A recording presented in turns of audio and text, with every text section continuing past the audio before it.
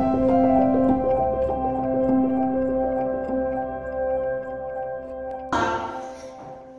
ана қой сабағы. Бәріміз қолымызды қойып сабаққа дайын отырайық.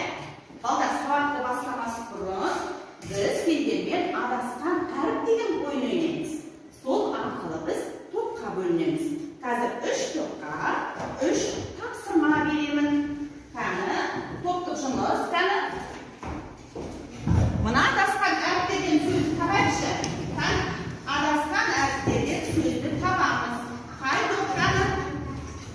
Бірінші топ қандай сөз? Желтоқсан дейді. Дұрыс қаны? Бірінші топ мына желтоқсан топ екен. Ақпан дұрыс айтады. Екінші топ ақпан тобы. Жарайсыздар.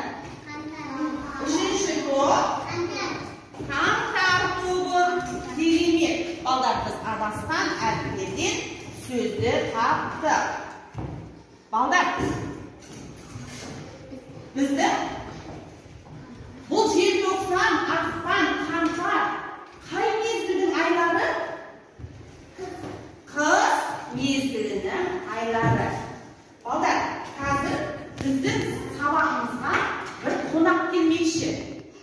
Сол қонақ қандай қонақ екенін білейік. Ол үшін сендер маған сұрақтарға жауап бересіңдер.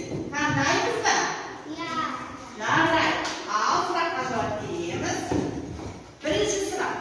Дыбыс дегеніміз не?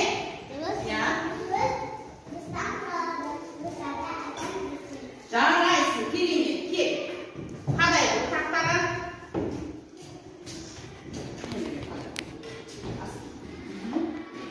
Дұрыс. Келесі сұрақ. Әріп дегеніміз не? Әріпті қолға айтамыз.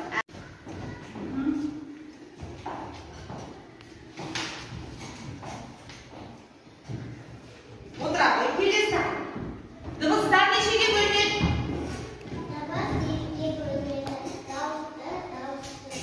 Дұрыс.